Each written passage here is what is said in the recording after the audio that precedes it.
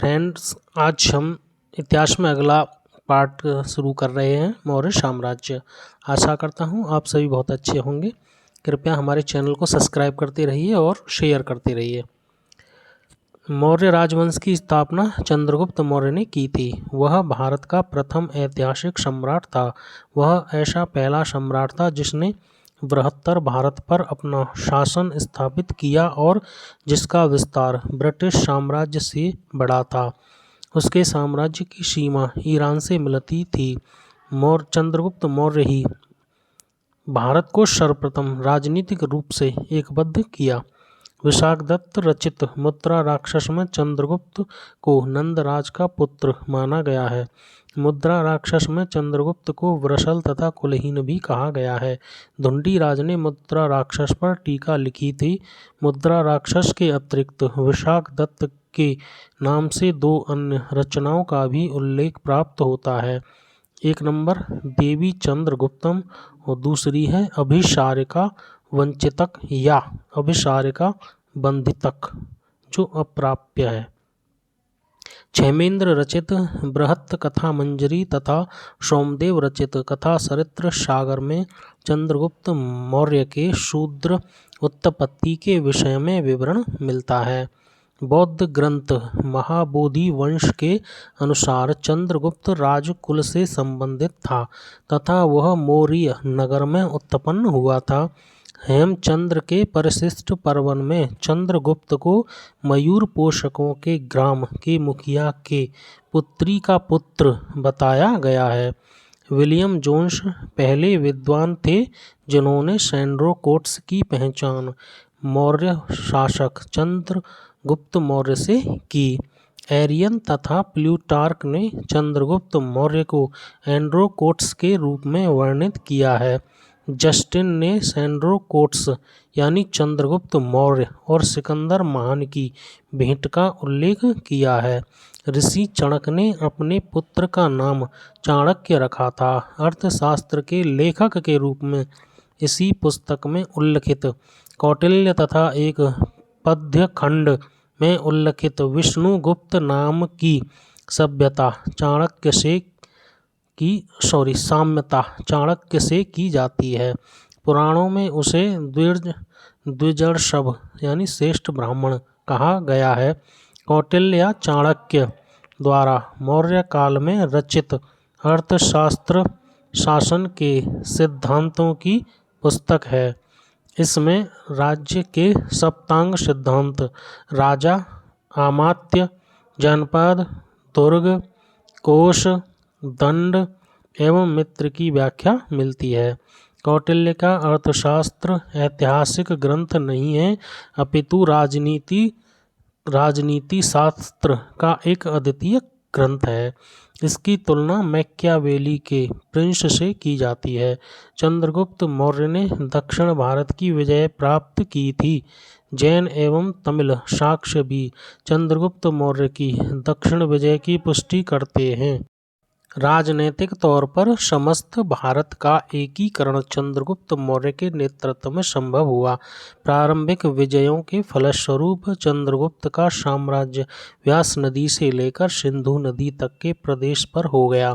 रुद्रदामन के अभिलेख से पश्चिमी भारत पर उसका अधिकार प्रमाणित होता है।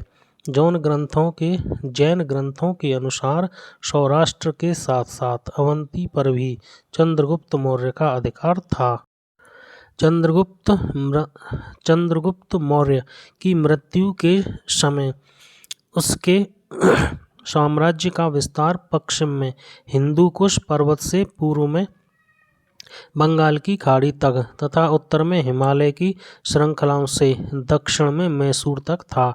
150 ईस्वी के रुद्रदामन के जूनागढ़ अभिलेख में आनर्त और सौराष्ट्र गुजरात प्रदेश में चंद्रगुप्त मौर्य के प्रांतीय राज्यपाल पुष्यगुप्त द्वारा सिंचाई के बांध के निर्माण का उल्लेख मिलता है, जिससे यह सिद्ध होता है कि पश्चिम भारत का यह भाग मौर्य साम्राज्य में शामिल था। चंद्रगुप्त मौर्य ने सिकंदर के साम्राज्य के पूर्वी भाग के शासक सेल्यूकस की आक्रमणकारी सेना को 305 ईस्वी पूर्व में परास्त किया था। यूनानी लेखकों ने बिंदुसार को अमित्रोकैडीज कहा है।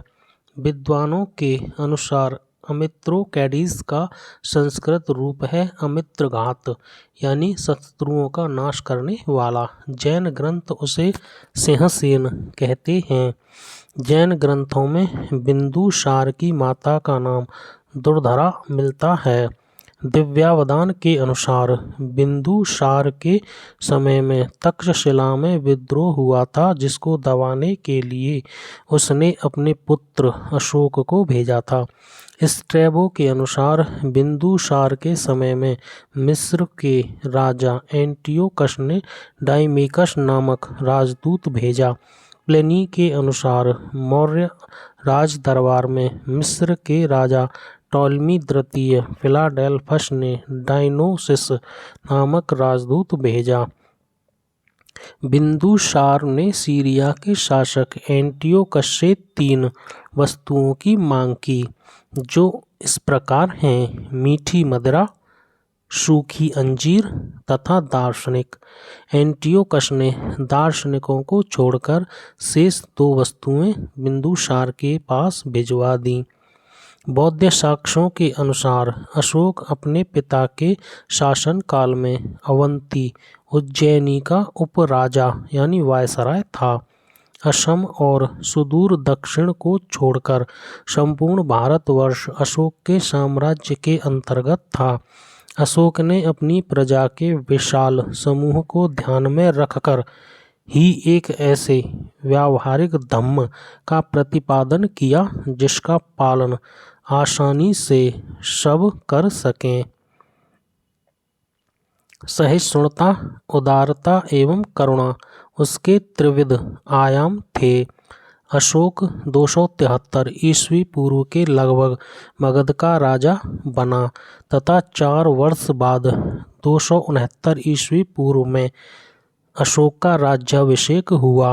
उसके अभिलेखों में सर्वत्र उसे देवनाम प्रिय या देवनाम प्रियदर्शी कहा गया है, जिसका अर्थ है देवताओं का प्रिय या देखने में सुंदर।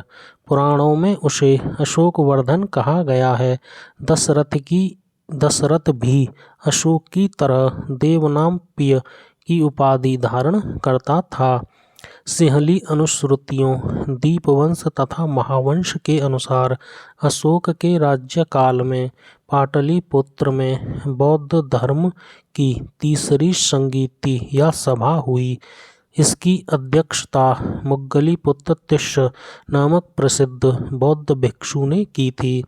दीपवंश एवं महावंश के अनुसार अशोक को उसके शासन के 4थे वर्ष निग्रोध नामक भिक्षु ने बौद्ध मत में दीक्षित किया।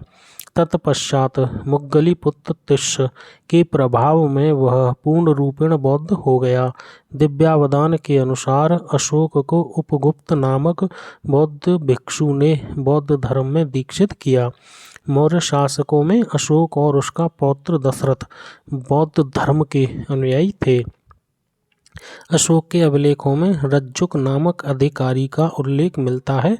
रज्जुकों की स्थिति आधुनिक जिला अधिकारी जैसी थी, जिसे राजस्व तथा न्याय दोनों क्षेत्रों में अधिकार प्राप्त थे।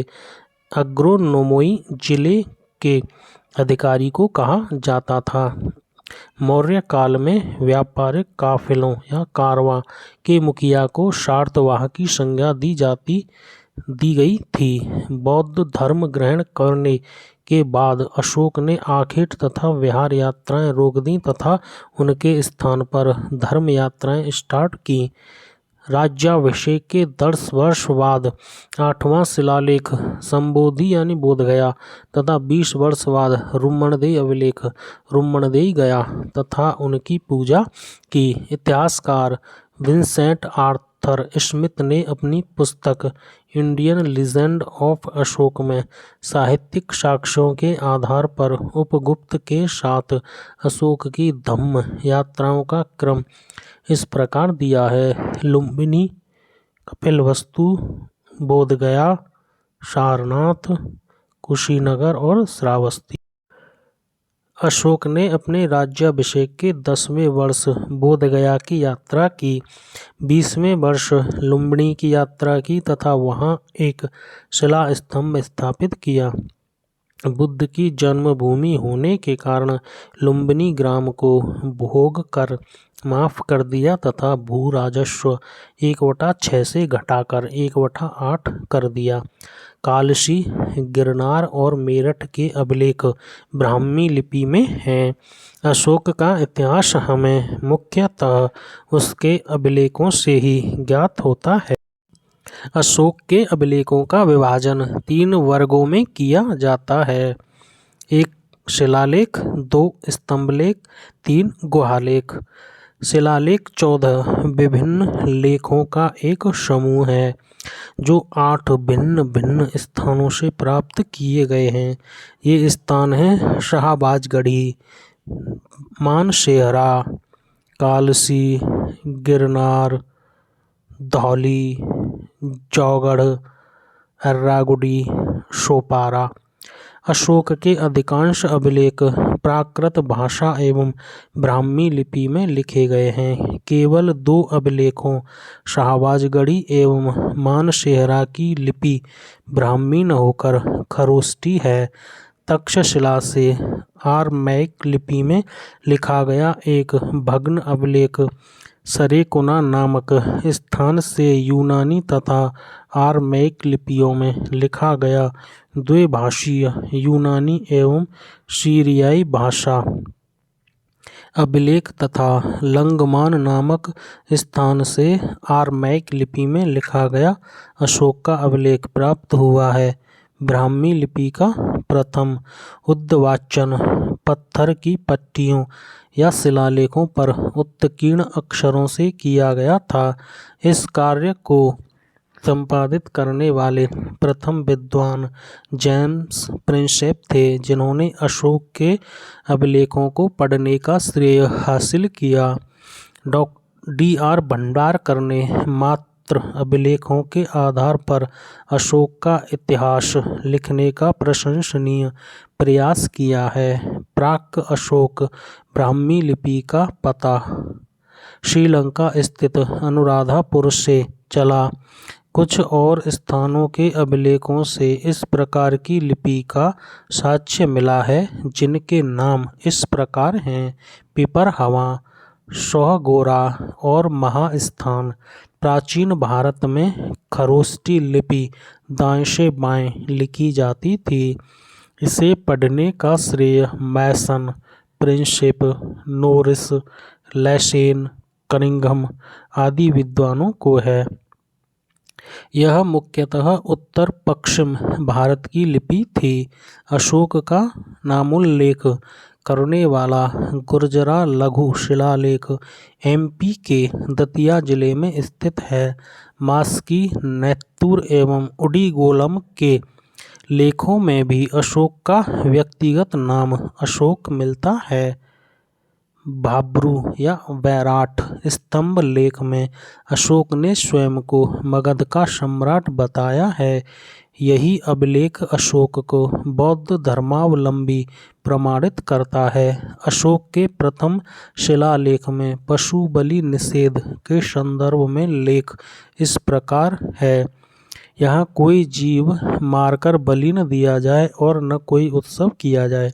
पहले प्रियदर्शी राजा की पाकशाला में प्रतिदिन सैकड़ों जीव मांस के लिए मारे जाते थे, लेकिन अब इस अभिलेख के लिखे जाने तक सिर्फ 3 पशु प्रतिदिन मारे जाते हैं, 2 मोर और 1 मृग।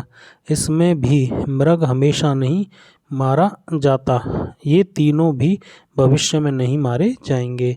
5वें स्तंभ लेख में भी अशोक द्वारा राज्याभिषेक के 26वें वर्ष बाद विभिन्न प्रकार के प्राणियों के वध को वर्जित करने का स्पष्ट उल्लेख है। अशोक के राज्यकाल की पहली बड़ी घटना कलिंग युद्ध और इसमें अशोक की विजय थी। अशोक के 13वें शिलालेख से कलिंग युद्ध के संदर्भ में स्पष्ट साक्ष्य मिलते हैं। यह घटना अशोक के शासनकाल के 8 वर्ष बाद अर्थात 261 ईस्वी पूर्व में घटित हुई। इस शिलालेख में उसने कलिंग युद्ध से हुई पीड़ा पर अपना दुख और पश्चाताप व्यक्त किया है।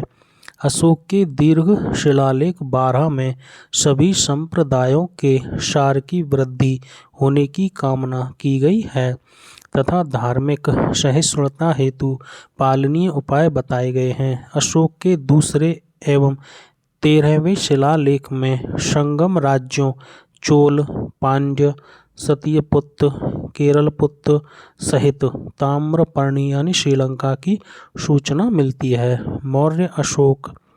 मौर्य शासक अशोक के 13वें शिलालेख से यह ज्ञात होता है कि अशोक के 5 यवन राजाओं के साथ मैत्रीपूर्ण संबंध थे, जिनमें एंटियोकस द्वितीय, थियोस सीरिया का शासक, तुर्मान, टोलेमी द्वितीय, फिलाडेल्फस मिस्र का शासक, अंटकिनी, एंटीगोनस, गोनातास मैसिडोनिया का या मकदूनिया का शासक, मग शायरीन का शासक, अलेक्सुंदर, अलेक्जेंडर, एपाइरस या एपीरस का राजा। गोरखपुर जिले से प्राप्त सोहगोरा ताम्रपत्र अभिलेख और बांग्लादेश के बोगरा जिले से प्राप्त महास्थान अभिलेख की रचना अशोककालीन प्राकृत भाषा में हुई और उन्हें ईसा पूर्व 3री शती की ब्राह्मी लिपि में लिखा गया। ये अभिलेख अकाल के समय किए जाने वाले राहत कार्यों के संबंध में हैं। इस अकाल की पुष्टि जैन स्रोतों से होती है। मौर्य काल में न्यायालय मुख्यतः 2 प्रकार के थे, धर्मस्थीय तथा संकट शोधन। धर्मस्थीय दीवानी तथा संकट शोधन फौजदारी न्यायालय थे। गुप्तचरों को अर्थशास्त्र में गूढ़ पुरुष कहा गया है। अर्थशास्त्र में 2 प्रकार के गुप्तचरों का उल्लेख मिलता है, संस्था अर्थात एक ही स्थान पर रहने वाले तथा संचरा प्रत्येक स्थान पर भ्रमण करने वाले। मेगस्थनीज की इंडिका में पाटलिपुत्र के नगर प्रशासन का वर्णन मिलता है। मेगस्थनीज के अनुसार पाटलिपुत्र नगर का प्रशासन 30 सदस्यों वाली समितियों द्वारा होता था। इसकी कुल 6 समितियां होती थीं तथा प्रत्येक समिति में 5 सदस्य होते थे। तीसरी समिति जनगणना का हिसाब रखती थी। वर्तमान में भी यह कार्य नगर पालिका प्रशासन द्वारा किया जाता है। छठी समिति का कार्य बिक्री कर वसूल करना था। बिक्री कर मूल्य का 10वें भाग के रूप में वसूल किया जाता था। करों की चोरी करने वालों को मृत्यु दंड दिया जाता था। वह नगर के पदाधिकारियों को एस्टिनोमुई कहता है। मेगस्थनीज सेल्यूकस निकेटर द्वारा चंद्रगुप्त मौर्य की राज्यसभा में भेजा गया यूनानी राजदूत था। मौर्य युग में नगरों का प्रशासन नगर पालिकाओं द्वारा चलाया जाता था, जिसका प्रमुख नागरिक या पुरमुख्य था। मेगस्थनीज ने तत्कालीन भारतीय समाज को 7 श्रेणियों में विभाजित किया है, जो इस प्रकार हैं: दार्शनिक, कृषक, पशुपालक, कारीगर, योद्धा, निरीक्षक एवं मंत्री। मेगस्थनीज भारतीय समाज में दास प्रथा के प्रचलित होने का उल्लेख नहीं करता है।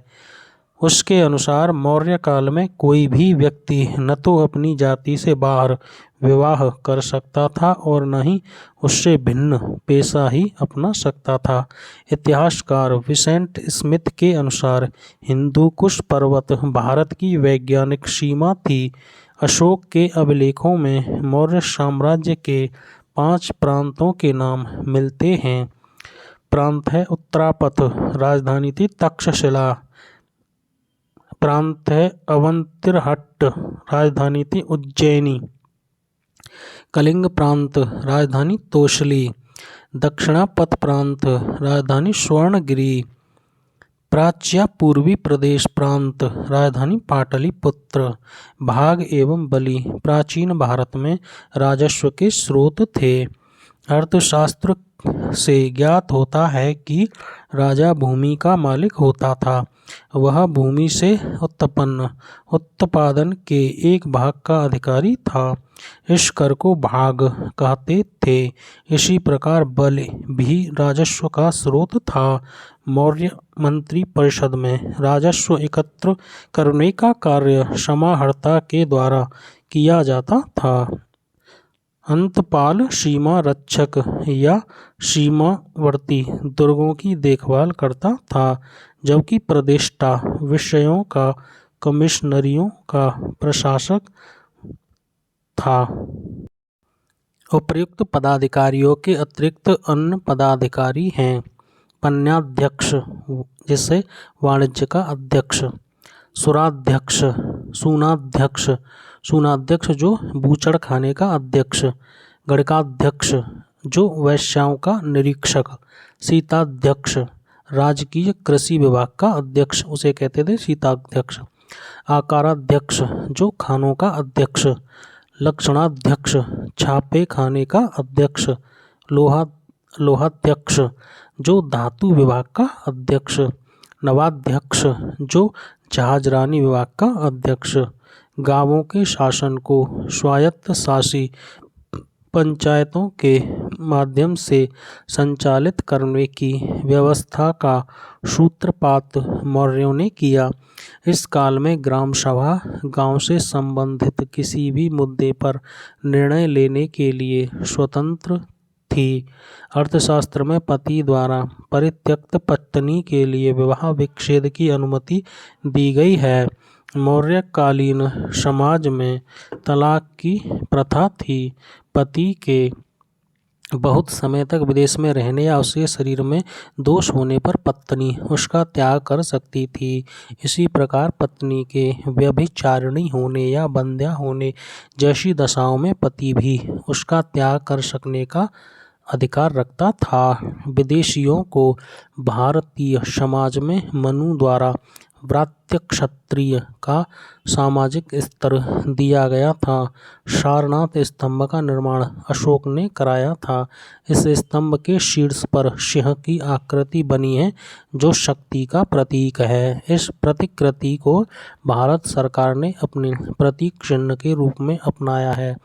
मौर्य युगीन सभी स्तंभ चुनार के बलुआ पत्थरों से निर्मित हैं। स्थापत्य कला के दृष्टिकोण से सांची के स्तूप को सर्वश्रेष्ठ माना गया है। सांची एमपी के रायसेन जिला में स्थित है।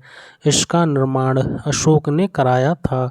सांची स्तूप का आरंभिक काल 3री शताब्दी ईस्वी पूर्व था, जबकि भरहुत का स्तूप एमपी के सतना जिले में स्थित है।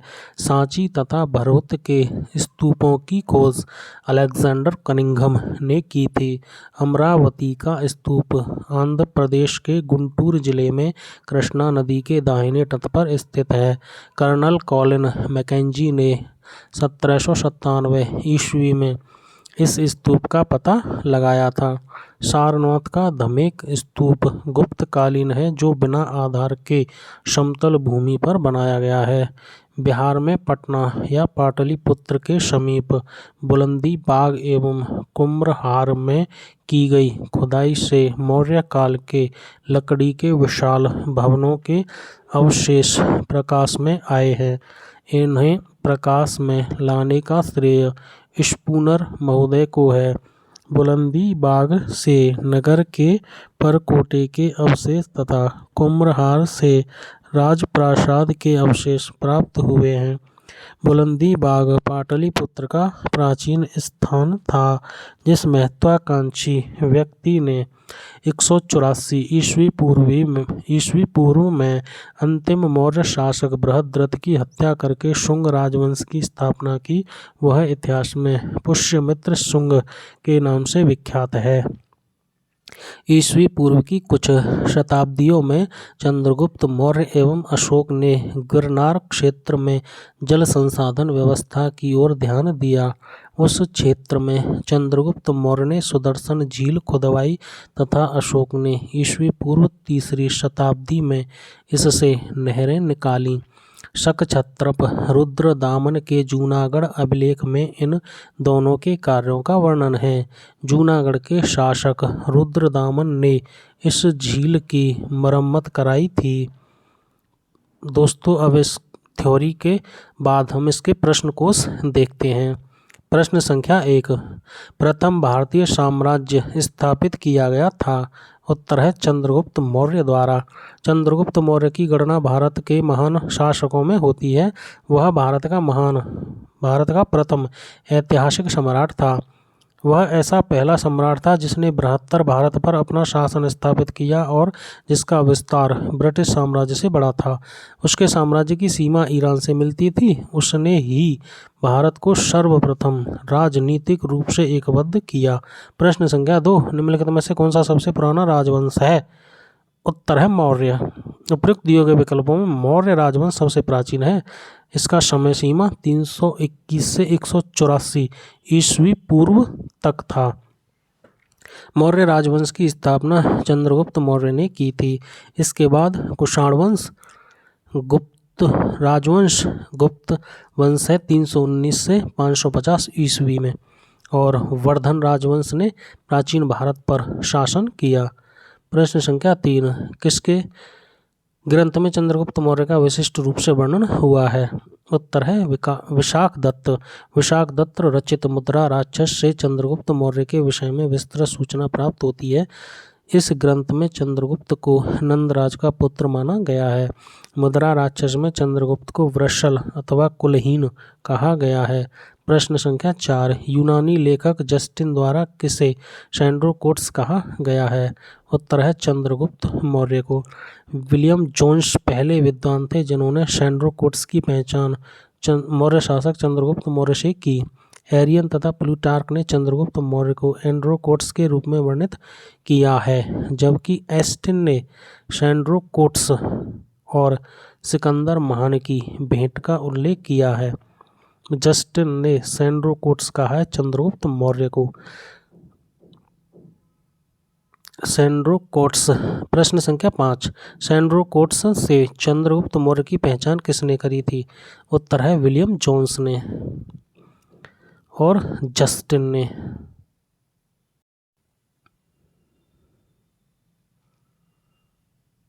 प्रश्न संख्या 6, निम्नलिखित में से किसने सैंड्रोकोट्स, चंद्रगुप्त मौर्य और सिकंदर महान की भेंट का उल्लेख किया है। उत्तर है जस्टिन।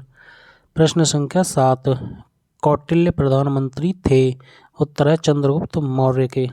कौटिल्य इतिहास में विष्णुगुप्त तथा चाणक्य इन दो नामों से भी विख्यात थे। जब चंद्रगुप्त मौर्य भारत का एक क्षत्र सम्राट बना तो कौटिल्य प्रधानमंत्री, महामंत्री तथा प्रधान पुरोहित के पद पर आसीन हुए। उन्होंने राजनीति शास्त्र पर अर्थशास्त्र नामक प्रसिद्ध ग्रंथ की रचना की थी। यह भारत में राज शासन के ऊपर उपलब्ध प्राचीनतम रचना है। प्रश्न संख्या 8, चाणक्य अपने बचपन में किस नाम से जाने जाते थे। उत्तर है विष्णुगुप्त। ऋषि चाणक्य ने अपने पुत्र का नाम चाणक्य रखा था। अर्थशास्त्र के लेखक के रूप में इसी पुस्तक में उल्लिखित कौटिल्य तथा एक पद्य खंड में उल्लिखित विष्णुगुप्त नाम की साम्यता चाणक्य से की जाती है। पुराणों में उसे द्विजर्षभ श्रेष्ठ ब्राह्मण कहा गया है। प्रश्न में बचपन के नाम की बात कही गई है। चाणक्य पर विशेष अध्ययन करने वाले विद्वान ट्रॉटमैन के अनुसार चाणक्य तथा कौटिल्य नाम चाणक्य के गोत्र नाम हो सकते हैं।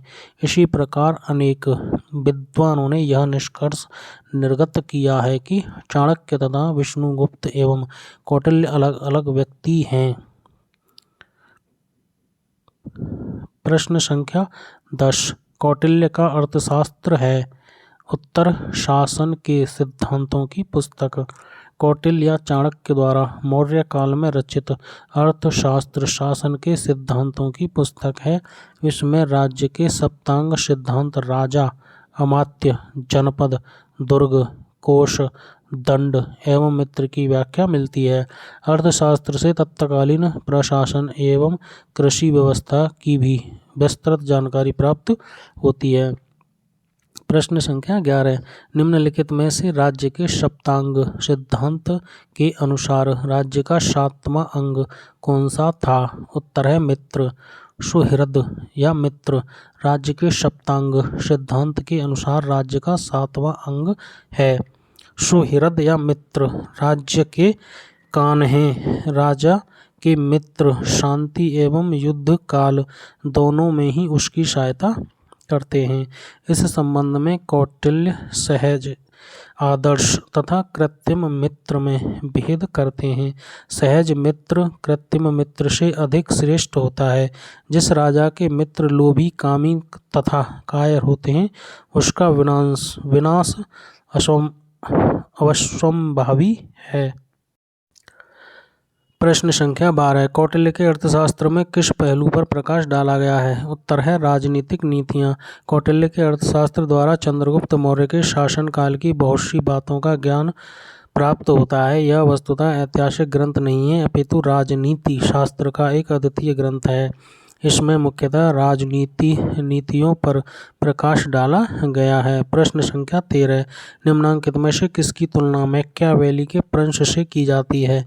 उत्तर है कौटिल्य का अर्थशास्त्र। अर्थशास्त्र राजनीति शास्त्र का एक अद्वितीय ग्रंथ है जिसकी तुलना मैकियावेली के प्रिंस से की जाती है। प्रश्न संख्या 14, किसके शासनकाल में डिमेकस भारत आया था?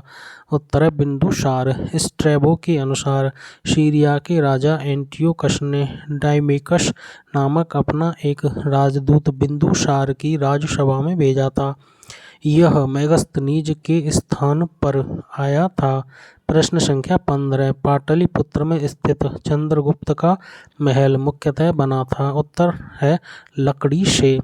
बिहार में पटना के समीप बुलंदी बाग एवं कुम्भरहार में की गई खुदाई से मौर्य काल के लकड़ी के विशाल भवनों के अवशेष प्रकाश में आए हैं। इन्हें प्रकाश में लाने का श्रेय स्पूनर महोदय को है। बुलंदी बाग से नगर के परकोटे के अवशेष तथा कुम्भरहार से राजप्रासाद के अवशेष प्राप्त हुए हैं।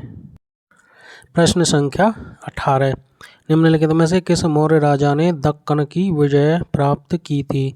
उत्तर है चंद्रगुप्त।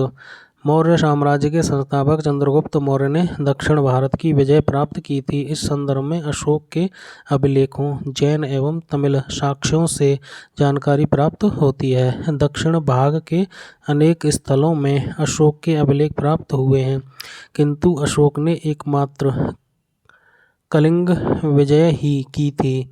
अतः ऐसी स्थिति में दक्षिण में विजय का श्रेय हमें चंद्रगुप्त मौर्य को ही देना पड़ेगा, क्योंकि बिंदुसार की विजय अत्यंत संदिग्ध है एवं इतिहास में उसे एक विजेता के रूप में स्मरण नहीं किया जाता। जैन एवं तमिल साक्ष्य भी चंद्रगुप्त मौर्य की दक्षिण विजय की पुष्टि करते हैं। प्रश्न संख्या 19, मालवा, गुजरात एवं महाराष्ट्र किस शासक ने पहली बार जीते? प्रश्न संख्या चंद्रगुप्त मौर्य। राजनीतिक तौर पर लगभग समस्त भारत का एकीकरण चंद्रगुप्त मौर्य के नेतृत्व में संभव हुआ।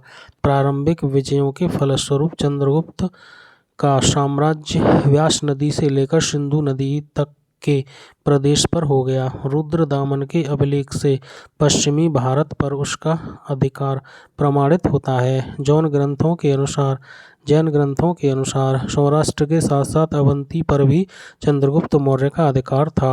उसकी मृत्यु के समय उसके साम्राज्य का विस्तार पश्चिम में हिंदुकुश पर्वत से लेकर पूर्व में बंगाल की खाड़ी तक तथा उत्तर में हिमालय की श्रृंखलाओं से लेकर दक्षिण में मैसूर तक था। प्रश्न संख्या 20, अभिलेख जिससे यह प्रमाणित होता है कि चंद्रगुप्त का प्रभाव पश्चिम भारत पर था उत्तर है रुद्रदामन का जूनागढ़ अभिलेख। 150 ईस्वी के रुद्रदामन के जूनागढ़ अभिलेख में आनर्त और सौराष्ट्र प्रदेश में चंद्रगुप्त मौर्य के प्रांतीय राज्यपाल पुष्यगुप्त द्वारा सिंचाई के बांध के निर्माण का उल्लेख मिलता है, जिससे यह सिद्ध होता है कि पश्चिम भारत का यह भाग मौर्य साम्राज्य में शामिल था। प्रश्न संख्या 22। सेल्यूकस, जिसको अलेक्जेंडर द्वारा सिंध एवं अफगानिस्तान का प्रशासक नियुक्त किया गया था, को किस भारतीय राजा ने हराया था? उत्तर है चंद्रगुप्त। मौर्य वंश के संस्थापक चंद्रगुप्त मौर्य ने सिकंदर के साम्राज्य के पूर्वी भाग के शासक सेल्यूकस की आक्रमणकारी सेना को 305 ईस्वी में परास्त किया था।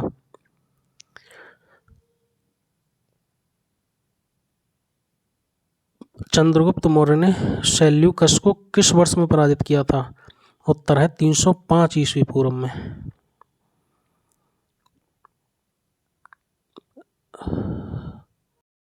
प्रश्न संख्या 25। किसने सहिष्णुता, उदारता और करुणा के त्रिविध आधार पर राजधर्म की स्थापना की? उत्तर है अशोक। अशोक ने अपनी प्रजा के विशाल समूह को ध्यान में रखकर ही एक ऐसे व्यावहारिक धम्म का प्रतिपादन किया जिसका पालन आसानी से सब कर सकें। अशोक का धम्म सदाचार का धर्म था। ये एक ऐसे नैतिक नियम थे जिनका संपादन विशेष से कोई संबंध नहीं था और जो मानवता के कल्याण के लिए घोषित किए गए थे। सहिष्णुता, उदारता एवं करुणा उसके त्रिविध आयाम थे। निम्न में से कौन सा क्षेत्र प्रश्न संख्या 26। निम्नलिखित में से कौन सा क्षेत्र अशोक के साम्राज्य में सम्मिलित नहीं था? उत्तर है श्रीलंका। श्रीलंका अशोक के साम्राज्य में स्थित नहीं था। अशोक के द्वितीय शिलालेख से स्पष्ट होता है कि भारत में अशोक का अधिकार चोल, पांड्य, सत्यपुत्र, केरलपुत्र एवं ताम्रपर्णी श्रीलंका को छोड़कर सर्वत्र था, क्योंकि इन राज्यों को प्रत्यंत या सीमावर्ती राज्य कहा गया है। प्रश्न संख्या 27। अशोक के निम्नलिखित अभिलेखों में से किसमें दक्षिण भारतीय राज्यों का उल्लेख हुआ है? उत्तर है द्वितीय मुख्य शिलालेख। अशोक के अभिलेखों को 3 वर्गों में विभाजित किया गया है। 1 शिलालेख, 2 स्तंभलेख, 3 गुहालेख। अशोक के द्वितीय बृहद शिलालेख में चोल, पांड्य, सत्यपुत्र, केरलपुत्र आदि दक्षिण भारतीय राज्यों का उल्लेख मिलता है। प्रश्न संख्या 28। भारत का प्रथम अस्पताल एवं औषधीय बाग निर्माण करवाया था? उत्तर है अशोक ने। सम्राट अशोक युद्ध के लिए इतना प्रसिद्ध नहीं हुआ जितना एक धम्म विजेता एवं लोकोपकारी कार्यों से प्रसिद्ध हुआ। वह न केवल मानव वर्ण संपूर्ण प्राणी जगत के प्रति उदारता का दृष्टिकोण रखता था, इसी कारण उसने पशु पक्षियों के वध पर प्रतिबंध लगा दिया था। अशोक ने लोकहित के लिए छायादार वृक्ष, धर्मशालाएं बनवाई तथा कुएं भी खुदवाए। अशोक ने ही अपने शासनकाल में मनुष्यों एवं पशुओं के लिए उपयोगी औषधियों हेतु प्रथम अस्पताल एवं औषधि बागों का निर्माण करवाया। प्रश्न संख्या 29। अशोक ने बौद्ध होते हुए भी हिंदू धर्म में आस्था नहीं छोड़ी, इसका प्रमाण है? प्रश्न उत्तर रहेगा देवनाम प्रिय की उपाधि। अशोक 272 ईस्वी के लगभग मगध के राज सिंहासन पर बैठा तथा 269 ईस्वी पूर्व के लगभग अशोक का राज्याभिषेक हुआ। उसके अभिलेखों में सर्वत्र उसे देवनाम प्रियदर्शी कहा गया है, जिसका अर्थ है देवताओं का प्रिय या देखने में सुंदर। इससे उसकी हिंदू धर्म में आस्था के संकेत मिलते हैं। प्रश्न संख्या 30। निम्नलिखित में से किस स्रोत में अशोक के राज्यकाल में तृतीय बौद्ध समिति होने का उल्लेख मिलता है? उत्तर है दीपवंश और महावंश। सिंहली अनुश्रुतियों दीपवंश तथा महावंश के अनुसार अशोक के राज्यकाल में पाटलिपुत्र में बौद्ध धर्म की तृतीय संगीति हुई। तृतीय बौद्ध संगीति की अध्यक्षता मोगलीपुत्र तिष्य नामक प्रसिद्ध बौद्ध भिक्षु ने की थी। प्रश्न संख्या 32। निम्नलिखित मौर्य शासक बौद्ध धर्म के अनुयायी थे? उत्तर, अशोक और दशरथ। मौर्य शासकों में अशोक और उसका पौत्र दशरथ बौद्ध धर्म के अनुयायी थे। दशरथ भी अशोक की तरह देव नाम प्रिय की उपाधि धारण करता था। प्रश्न संख्या 33, रज्जुक थे? उत्तर है, मौर्य शासन में अधिकारी। अशोक के अभिलेखों में रज्जुक नामक अधिकारी का उल्लेख मिलता है। अपने चौथे स्तंभ लेख में अशोक रज्जुकों में पूर्ण विश्वास प्रकट करते हुए कहता है, जिस प्रकार माता पिता योग्य धात्री के हाथों में बच्चों को सौंपकर आश्वस्त हो जाते हैं, उसी प्रकार मैंने ग्रामीण जनता के सुख के लिए रज्जुकों की नियुक्ति की है। रज्जुकों की स्थिति आधुनिक जिला अधिकारी जैसी थी, जिसे राजस्व तथा न्याय दोनों क्षेत्रों में अधिकार प्राप्त थे। प्रश्न संख्या 34, शार्तवाह किसे कहते थे? उत्तर है, व्यापारियों के काफिले को। मौर्य काल में व्यापारिक काफिलों या कारवां को शार्तवाह की संज्ञा दी गई थी। इसका उल्लेख कौटिल्यकृत अर्थशास्त्र से भी मिलता है। प्रश्न संख्या 35, निम्नलिखित में से कौन सा अधिकारी मौर्य प्रशासन का भाग नहीं है? उत्तर है, अग्रहारिक। अशोक के अभिलेखों में उसके प्रशासन के कुछ महत्वपूर्ण पदाधिकारियों के नाम मिलते हैं। अशोक के तृतीय शिलालेख में 3 पदाधिकारियों के नाम मिलते हैं। ये तीनों पदाधिकारी हैं। नंबर 1, युक्त। ये जिले के अधिकारी होते थे जो राजस्व वसूल करते थे। दूसरा है राजयुक। ये पहले केवल राजस्व विभाग का ही कार्य करते थे, किंतु बाद में उन्हें न्यायिक अधिकार भी प्रदान कर दिया गया। 3 नंबर, प्रादेशिक। यह मंडल का प्रधान अधिकारी था। यह वर्तमान में संभागीय आयुक्त की तरह है। इसे न्याय का भी कार्य करना पड़ता था। प्रश्न संख्या 36, सारनाथ स्तंभ का निर्माण किया था? उत्तर है, अशोक ने। सारनाथ स्तंभ का निर्माण अशोक ने करवाया था। इस स्तंभ के शीर्ष पर सिंह की आकृति बनी है, जो शक्ति का प्रतीक है। इस प्रतिकृति को भारत सरकार ने अपने प्रतीक चिन्ह के रूप में अपनाया है। यह स्तंभ मौर्य युगीन वास्तुकला का सबसे अच्छा उदाहरण है। मौर्य युगीन सभी स्तंभ चुनार के बलुआ पत्थरों से निर्मित हैं। प्रश्न संख्या 37, निम्नलिखित में से किसे सर्वश्रेष्ठ स्तूप मानते हैं? उत्तर है, सांची का स्तूप।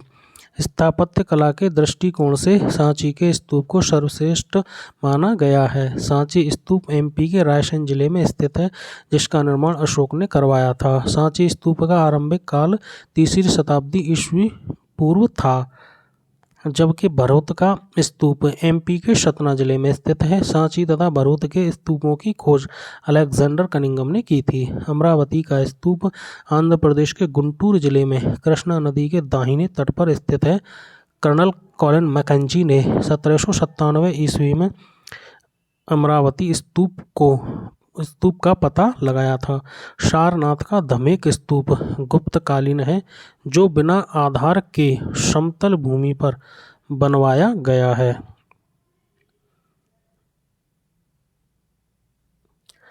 दोस्तों, ये पार्ट 1 है। इससे आगे क्वेश्चन हम पार्ट 2 में करेंगे।